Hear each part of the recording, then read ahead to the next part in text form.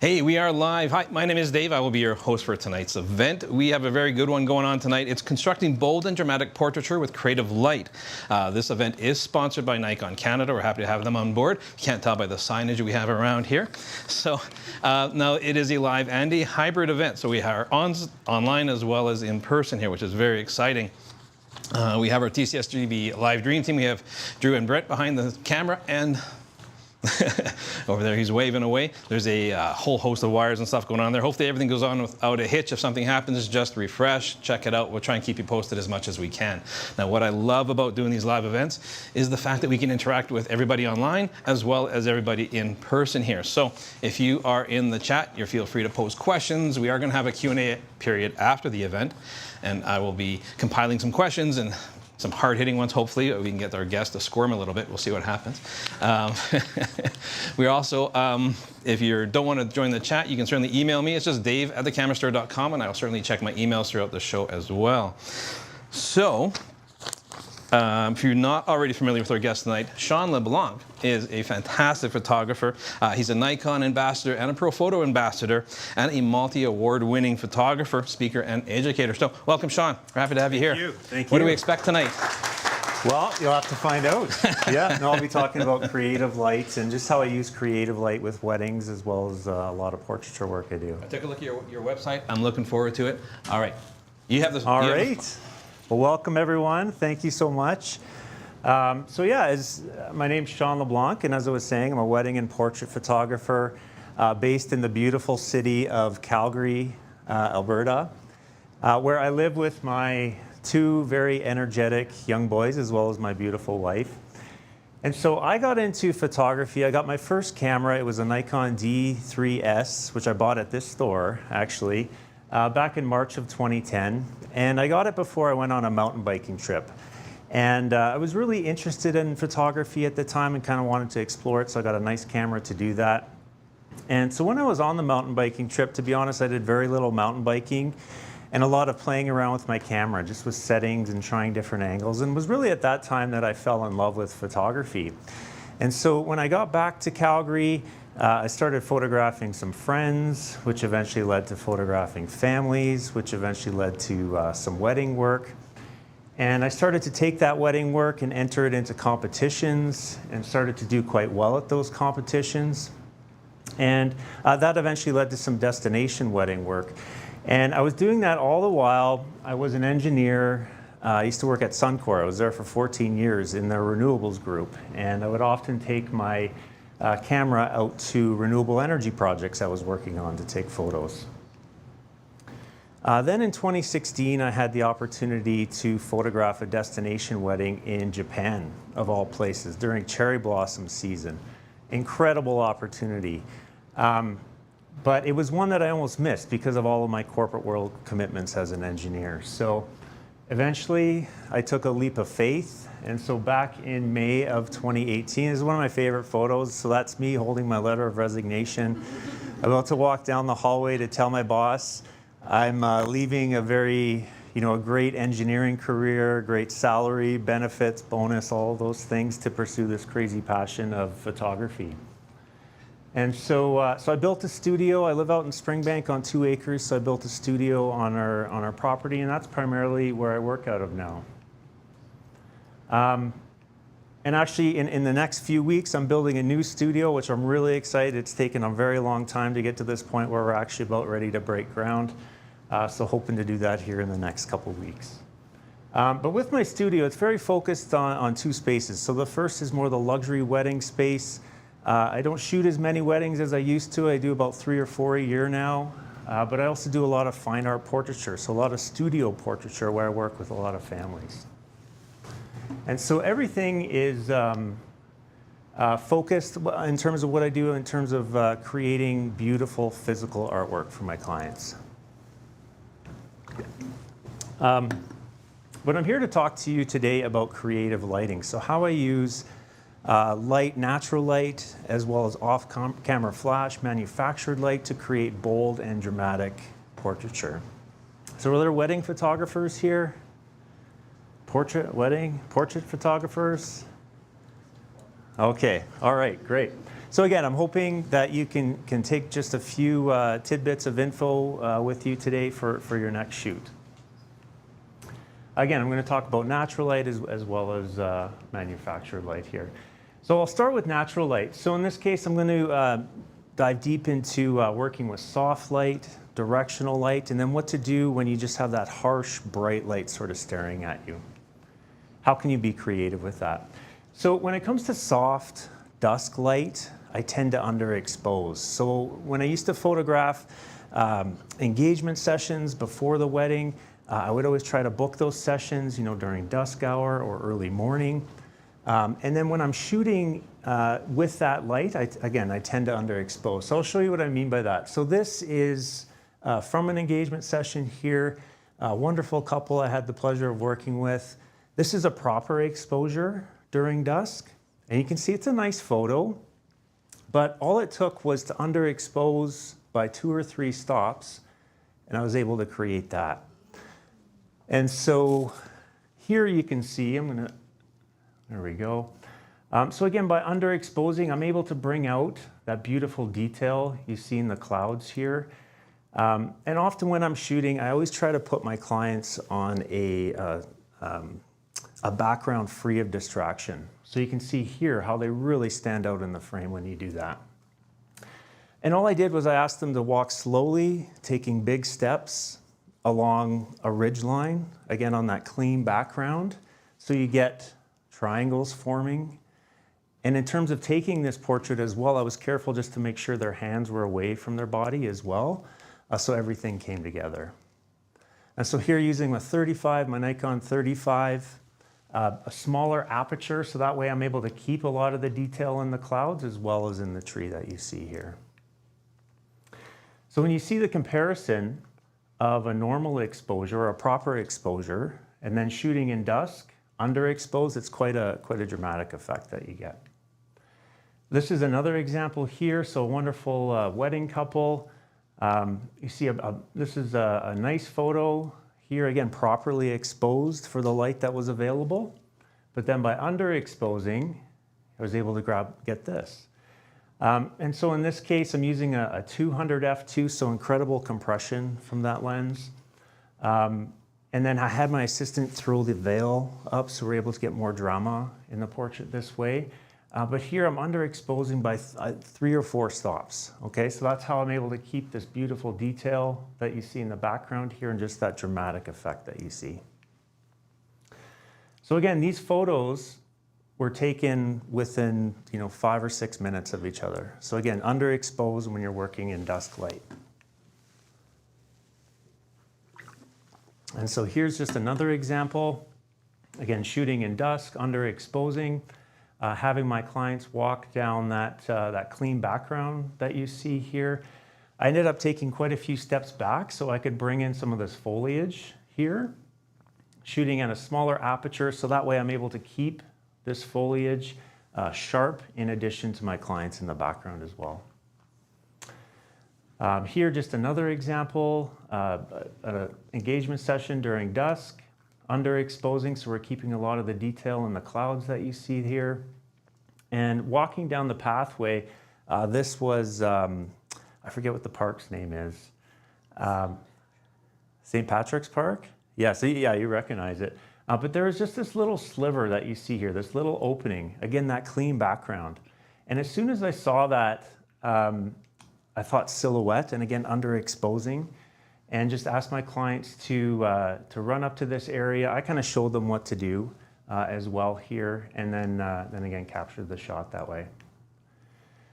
So when it comes to directional light, in that case, I will look for a dark background where I can place my clients. So I'll show you what I mean by that. So here on a beautiful wedding day, it was so windy. This was in Montana. You literally had to walk forward like this in order to stay upright. But it created this beautiful effect that you see here on the bride's hair. In this case, the sun is just sort of peering over the mountaintop here and creating this beautiful brim light that you can see all around the bride. And you see how I placed her on a dark background? So with that dark background, that's how you're able to get her to stand out so much in the frame that way. Here as well, using that 200 f2, this time I'm shooting at f2, so wide open with that lens. It's creating almost like this 3D effect that you see here around the bride. Again, that directional light in behind her, which is creating, filling her dress with this beautiful light that you see in this beautiful brim light.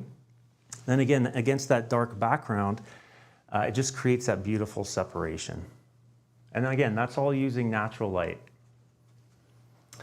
Here, out in Vancouver, we just have some sun sort of peering through these open areas of the trees. And it was just a matter of positioning my clients in that space where there was sort of that sliver of light that was coming through, finding that dark background. So again, with that light mixed with that dark background, you get them to stand out in the frame so much more. Here as well, this was taken at Sate. So all I did was I exposed for the bride here, and this was just a sliver of directional light coming through 2 columns. I just asked her to take her dress and kind of move back and forth this way while I'm capturing portraits. Now, this was nice on its own, but I noticed the groom was in the background, and he was kind of, just standing, waiting for his turn to have his photo taken. But I noticed there was this little bright area in the background, and all it took was to have him kind of step forward a little bit, and so I was able to capture that.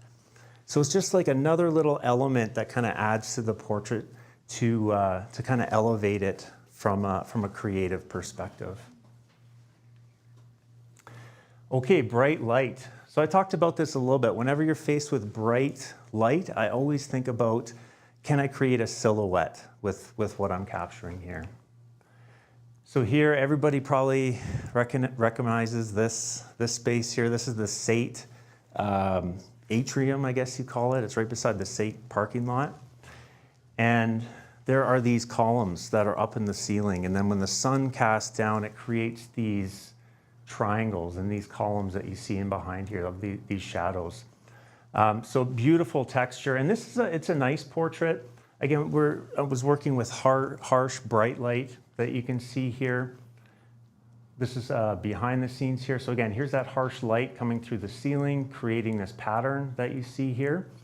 But as we were down here, I noticed when we were up in the parking lot that there was this bright area in behind. And I thought, wouldn't it be neat if we could have the whole wedding party up here and use this as a backdrop? So this is what I was able to create with that. Okay, so you get that bright, harsh light hitting this, this background, creating that texture that you see. Now, to set this up, it took quite a bit of time because with silhouettes, they're all about shapes, right? And so if you have your arm like this, side by side, it kind of looks like a lump. So whenever you're photographing silhouettes, it's really important to have your arms away. Also, if you notice, with silhouettes, I'm always using a side profile, right? That's to create the shape of the face there. And in working with a larger group, you know, six people in the group, it just took some time, again, just to bring the flowers away on either side. I had the bridesmaids kind of bend their elbow, so you're making triangles. Again, but when it all came together, it turned out really well. So here, another wonderful couple I worked with. Now we're at the Calgary Library. Has anyone shot in the Calgary Library? It's a great location. They let you photograph in there, which is really nice. I don't think they let you use lights anymore, but it's still a wonderful, wonderful location. So here, you can see this bright, harsh light coming through the window. And as soon as I walked in there and saw that, I instantly thought silhouette. And so all it took was to kind of move around this way and create this. So now I'm exposing for that bright light, maybe underexposing just a tad. Here, those silhouettes that I've been talking about, have them facing one another. Now, when it comes to photographing a couple like this, I always try to keep a little bit of separation between their noses. Again, because if their noses are touching, you kind of create that blob, right? So I always ask them to just kind of go like this, back and forth with their noses. Then they start to giggle, then you capture a nice candid moment of them as well. So also, you know, clean background, using this window as a way to frame them, leading lines right here as well. So again, trying to layer more of those pieces to create this portrait. So it's quite a difference, you know, when you're looking at a properly exposed portrait versus more of a creative, dramatic portrait. Again, using that bright area as a way to create a silhouette. Here, this is the top of Kicking Horse. Has anyone photographed at the top of Kicking Horse? Awesome. Wedding, yeah? Yeah, so Kicking Horse is a wedding venue in BC. You can take the gondola right to the top. It's absolutely spectacular. But you do get a lot of crazy weather elements up there as well. Lots of wind, sometimes lots of snow, sometimes rain. But in this case, these beautiful textured clouds, right? And with the sunlight hitting all of these clouds, again, creating that bright, harsh light, I thought, can I create a silhouette from this? So all I did, again, was just sort of expose for this bright area, which brought the exposure down on my clients. And again, speaking of silhouettes, that side profile to capture what you see here. So here I was using a Z9 24-70 as well. Bit of a smaller aperture at f8. That's so I can keep all this beautiful detail that you see in the clouds here, as well as the detail with my clients. Here, this was from a wedding in Spain. Again, there's that bright area in behind, so I immediately thought silhouette. was as simple as having my clients sort of turn and face one another to create that separation. You can see that separation between their noses. Using this cast iron as a way to frame them here. And I tried it a few different ways. What I felt worked best was when the bride kind of lifted her hand up here and just placed it gently under the chin. And I just kind of had her pinching his chin. Again, I wanted to be careful not to create the, a blob when I was photographing this silhouette here. All right, so that's natural light. Now I'm talking about manufactured light or off-camera flash. I'm going to talk about how to modify that light, what I use for modification, when I use it as full power coming from an off-camera flash, and then when I color the light, so using gels. So this is pretty much my setup. So on every wedding that I photograph, this is what I'll take with me here. Small speed lights as well as a strobe. And then in terms of how I modify the light, I usually have a grid. What a grid will do, you can see like without any form of modification on the front of those lights, the light kind of spills out everywhere. When I add a grid, it goes from spilling everywhere to more of like that focused light. And then when I add a snoot, I get a very focused beam of light. And that's when you can get really creative. So in this case, this was out in Kicking Horse again. My client's on a clean background that you can see right here, standing atop this rock. I had my assistant come in. Here I'm using a snoot, so you can see like when the flash fires, it just creates this narrow focused beam of light on my clients here. And then afterwards, all it takes is to crop in a little bit more, and then you get that beautiful mix of dark, dramatic area with sort of that warm, light area just on your clients. Here as well, this was at Hotel Arts. Here, in terms of the behind the scenes, you can see I'm using this, again, a snoot, just to create that very narrow beam of light hitting the bride's face right here. I tried a few different things. I had her hands down, I had her hands like this, but what I felt worked best was when she actually lifted her hands onto her shoulders. So that created triangles, and our eyes are attracted to angles and triangles. So whenever I'm posing, I'm always trying to angle arms and legs and necks as much as possible. And again, that was the result right here. Here, this was in Edmonton, using a grid. So whenever I'm using a flash, I tend to try to focus the light somehow. That way, your eye will always go to the brightest part of the photograph. And so that's all I'm doing with off-camera flash here. So in this case, I have a grid on my flash to create this very narrow beam of light that you see hitting my clients. I tried it a few different ways with my client facing forward, but what I felt worked best was just when she turned her face this way, so that we're getting beautiful light hitting her face here.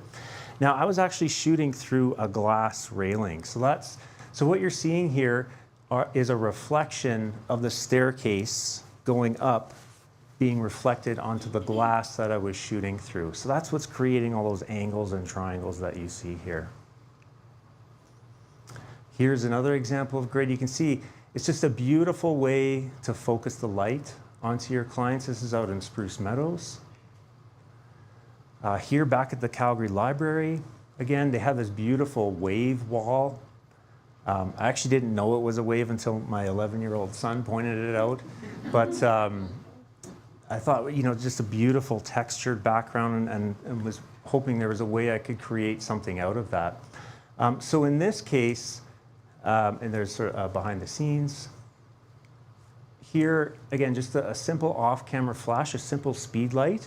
Now, when I originally took the photo, a lot of light was spilling onto the background. So what I did is I took 2 grids and just stacked them. And what that did is it created, again, this narrow beam of light that you see here with no spill on the background. So you're able to get that beautiful separation that way.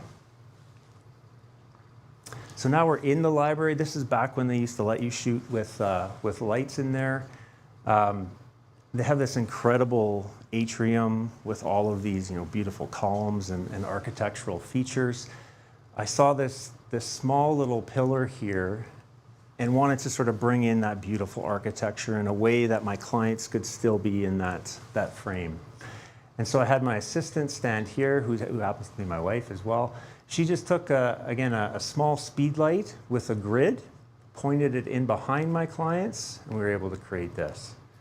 So here is that bright light, and you can see with that grid attached to the flash, it's creating this narrow beam of light that you see right here. Of course, we've got all those triangles and angles coming into the frame as well, so everything came together quite well. Now here, we're at the Calgary Zoo. Again, just a normal exposure, a nice portrait, but I knew there was something more we could do with that. And as we were kind of walking around, I noticed there were these giant leaves everywhere with this small little opening you can see right here. And, you know, if I go back here, there's lots of busyness, right? When you look around, lots of bright areas. I kind of wanted to cut out all of that distraction. And so when I saw this leaf, there was a way to do that. And the way to do that was just to get down low on the ground, take my camera with a wider lens and shoot through this opening to frame my clients this way, okay? And so here I'm using a grid on an off-camera flash in behind my clients to create this brim light that you see right here. Again, that's just creating the separation. And then I had another flash just pointed at the leaf just to bring out some of the veins that you see here on the leaf. And again, bring everything together. So I'm just using that leaf to cut out all of the distraction that you see. So again, quite a difference. Okay, flash without modification. So this is State parking lot. Again, it's a wonderful area to go, experiment and shoot in. Here, this is when I would use a flash without any sort of modification. Okay, so when I first tried this portrait, you can see that the light is a bit too focused, right? There just wasn't enough light that I could throw onto the elevator in behind to create, sort of a silhouette or kind of light them properly. And so all it took was to take the grid off, throw all of the light that you see in behind them here against that elevator. So now that light's sort of bouncing off the elevator, hitting them back in the face here, and again, creating that brim light that you see. Now, in terms of, if I go back here, this was just a very bare, basic wall, right? So I wanted to create a bit more impact to the portrait. So here, I can't remember if I did this in post-production where I just flipped the top of the roof here, but sometimes I'll just use an iPad or even a phone like this, okay? You can see that the phone creates a reflection. Again, just a way to fill sort of that negative space that was in the portrait, and have your eye draw left to right towards the clients here. Okay, high full powered. So when would I use my off-camera flash on full power? So here, Peyto Lake, spectacular location. And so when I was up there with my clients, I wanted to try just a few different compositions. This was one, it works quite well. Here's the beautiful Peyto Lake, using that as a way to frame sort of that beautiful moment that they're having together here. I also tried it this way where I just found a higher vantage point, sort of shot down. Here's that clean background that I've been speaking so much about. Here you get full view of Peyto Lake. But I knew there would be a way to kind of take it up a level. So I was able to create this. So all it took was to take an off-camera flash, just a simple speed light on full power, point it towards this umbrella. The reason why it's on full power is because there's so much ambient light around my clients. So I want to underexpose a little bit, have my flash on full power. So when that flash, and the groom's pretty much holding the flash just like this, pointed upwards towards the umbrella. So when that flash fires, it hits the umbrella, bounces down, and actually lights their face, in addition to creating more of that brim light that you see right here. So it's almost like a double whammy. And then again, against that dark background that I was originally speaking about, so you get that nice separation that way. So here out in Canmore, shooting across this valley, you can see there's all sorts of ambient light. And so these little flashes throw off an incredible amount of light, especially on full power. And so here, you can see my assistant holding that tiny little flash, again on full power. So to overcome that that ambient light, firing here. All of that light hits my clients. Here's that clean background.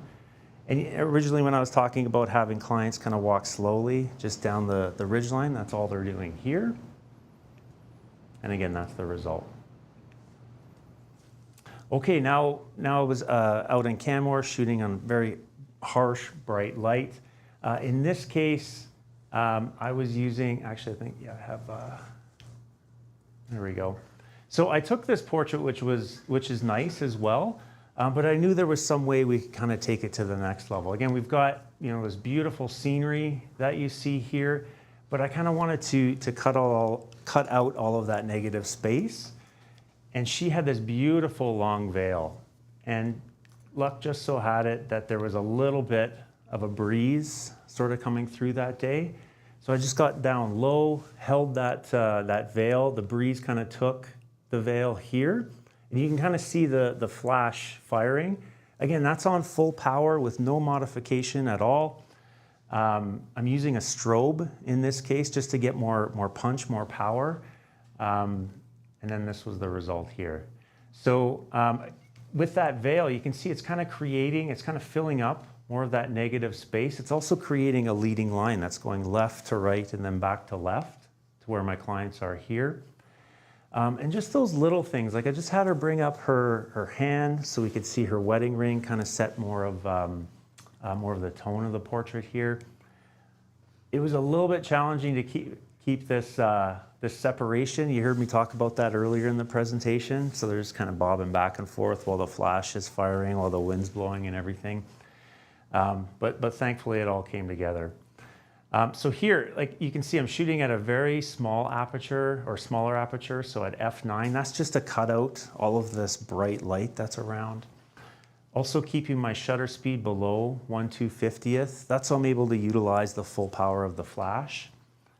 My 24-70 lens here as well. So I believe this was probably around 35 or even a little bit wider, just to bring in all those details that you see. So this is without flash.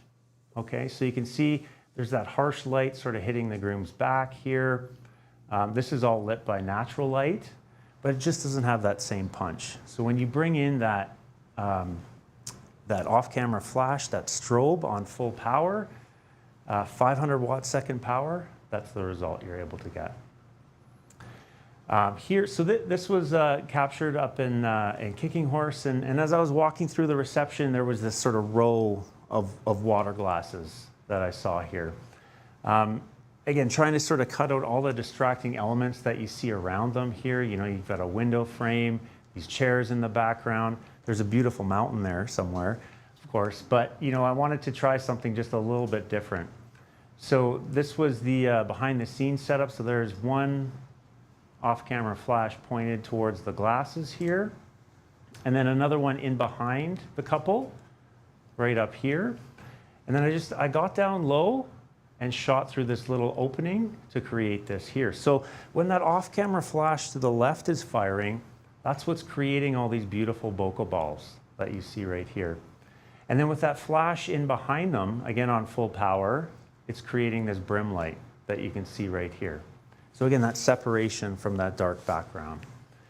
And so just a few other things, like even with the bokeh balls, it's creating those leading lines, right? It's drawing your eye from top to middle, bottom to middle, left to right, and so forth. And then again, with that off-camera flash here, and that was the result. Okay, so colored light. Again, back at the Calgary Library here, they have this textured wood wall you can see right here. I love to shoot with warm colors as well as cool colors. So sort of that warm and blue toning that you see. So I use an off-camera flash here with a blue gel and an off-camera flash here with an orange gel to create this. So here, that blue gel is almost creating a leading line left to right that you can see right here. So opposing primary colors. Everyone's probably heard of opposing primary colors before. So that's what makes, a sunset so beautiful. And so I just wanted to do that just with using simple gels and an off-camera flash here. Here as well, this was with a Nikon Z8. You can see there's a flash here with a blue gel and another flash here with a warm gel. Again, shooting through those glasses again, just to create those bokeh balls that I was sharing with you before. And that was the result here. So, you know, using an aperture of f4, just a little bit wider open to help achieve that look here. And so with that colored light, that's what you're getting, that mixture of cool as well as warm. And then this was taken, you know, a minute later. All I did was I kind of stood up from the wine glasses, pointed a flash towards the wall here to create a bright spot. Remember I was speaking before about having a bright spot and creating a silhouette, having them face one another, keeping that separation there. So, so again, I spoke about natural light as well as manufactured light. So when it comes to natural light, remember when you're working in soft light, try underexposing just to bring out those dramatic elements. Directional light, look for that dark background where you can place your clients. Bright light, is there a way to create a silhouette? Is there a way to frame them as well? And then when it comes to manufactured light, is there a way to modify it? Remember, I was using 1 grid sometimes, 2 grids to create an even focused, more focused light, a snoot to create, you know, even a more focused light that way. Can you color the light to create that, that warm, cool mixture that I was sharing with you? And then full power. So, so thank you very much. I want to thank Nikon for bringing me out to speak with everyone and the camera store. Wonderful group of people. If you like, I'm on Instagram at Sean LeBlanc, and thank you so much, and happy to take some questions if there are any. All right, Sean, that's fantastic. All right, thank you. That's good. So I got a bunch of questions already, so forget you guys for now. I got all the questions right now. We'll get to you guys. We'll get to the live questions as well. You have a very distinct look, and wondering is the silhouette your signature style? Oh, I don't know about that. I've always been drawn to silhouettes, just those deep blacks, bright colors, bright whites. I always find like there's just a bit more mood to them. Also, you know, from a clients love seeing them, right? I find like it just creates a very timeless look for them as well. So as a studio owner, you know, you want your clients to, of course, love the imagery that you're creating for them. Because that translates into wall art sales and print sales. So, you know, for those reasons, that's why I really love to create silhouette. It's a very sort of, you know, bold and dramatic look that a lot of clients are drawn to. Now, you've been running Nikon for quite a while now. You're in career, D3S, 100% that way. Yeah. How have you found the Z system now that we've moved on over from the F system? How has it changed how you shoot? And how are you like adapting the new technology? Yeah, so I would say, you know, certainly mirrorless has really helped me as a photographer. So now I'm able to see within the viewfinder exactly what I'm capturing. The autofocus system on the Z series is unbelievable.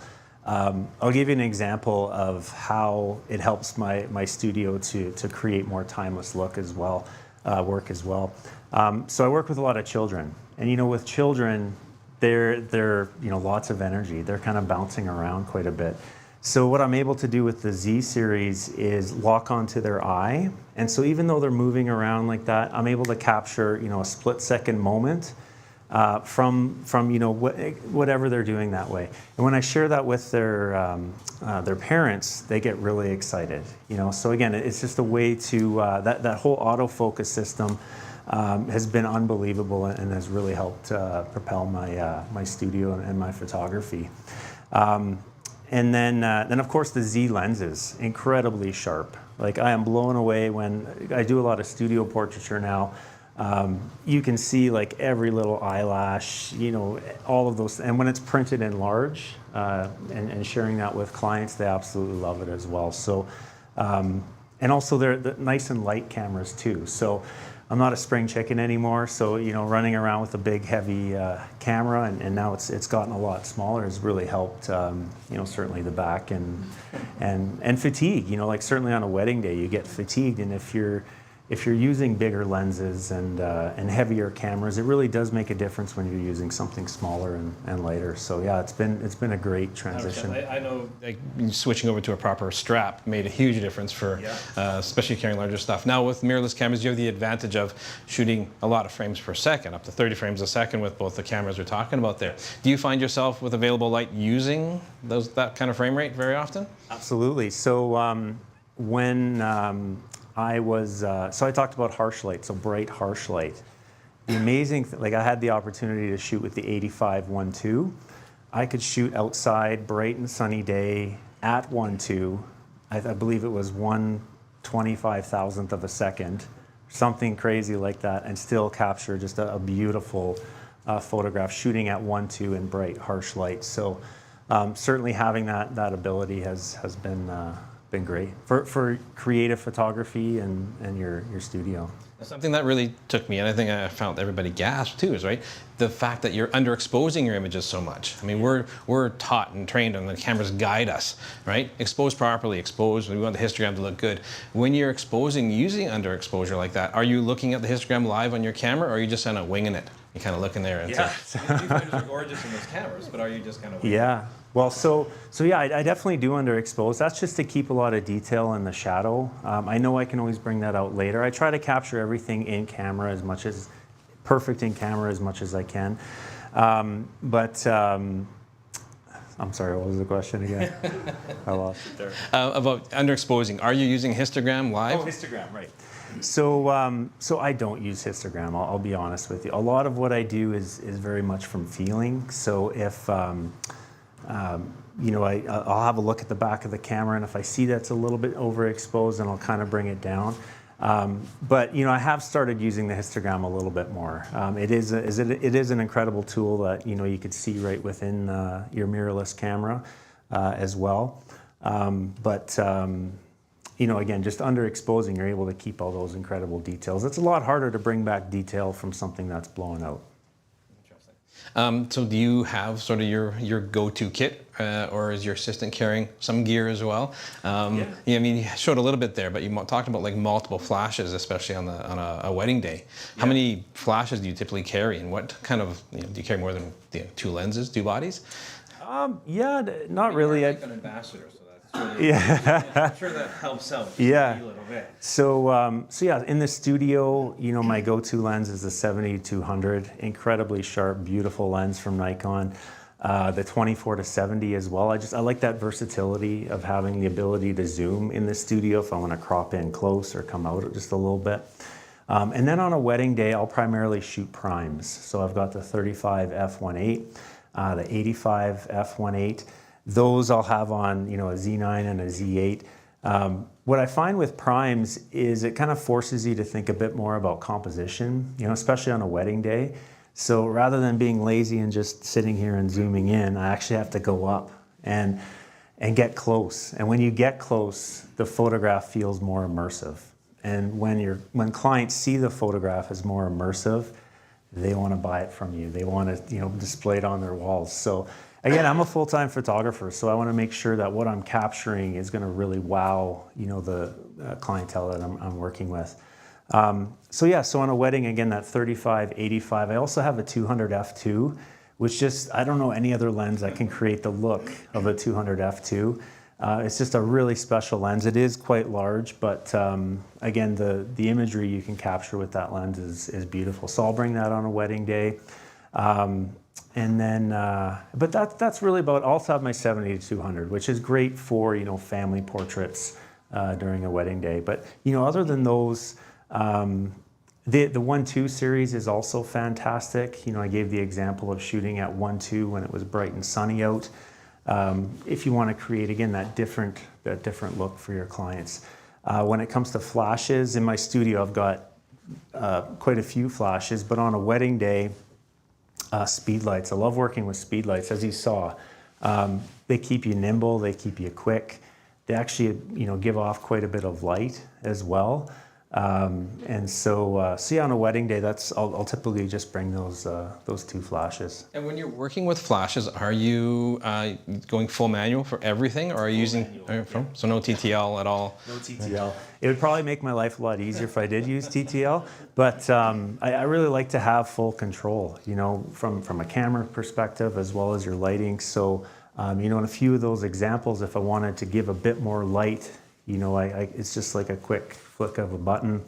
And it also keeps me thinking a bit more about what I'm composing and what I'm creating with the portrait as well. Now you talk about like that 200mm lens. If anybody's had a chance to shoot with one, right, they are stunning, right, and it is amazing. But a lot of your portrait work is a bit from a distance there, like shooting the Calgary Library there from that kind of distance. Yeah. And do you and your wife know instinctively what you're thinking, or do you have walkie-talkies when you're at that in some of the distance there? And then your assistant, when they're on the ridge that far away, are you communicating that way? Yeah, or a cell phone. You know, it's, so yeah, in that case, like I love environmental portraiture and bringing in, you know, especially on a wedding, your clients have paid a lot to be at the venue they're at. They've spent a lot of time thinking about where they wanted to get married. So you want to bring in those elements into the photography and ultimately into their album as well. So yeah, I'll always make sure I do like a big environmental portrait on a wedding day. And so for that, I'm typically using a wider lens. And then to set up those shots, of course, you know, with cell phones and walkie-talkies is a good idea. That'd probably be a lot easier, actually. Yeah. So you mentioned like shooting like the 200 and the 70 to 200, then a lot of your stuff is a little bit further away, and how immersive they can be because you're kind of snapping a shot from a bit of distance there. Mm-hmm. Do you go the opposite side as well, like shoot an ultra wide, like a 16-35 or a 14-24? Great question. 35 is typically, I find 35 is a great focal length when it comes to capturing wide. I've always found like 24 is just a bit too wide. Of course, you get some distortion as well. Nikon lenses are great for minimizing that distortion.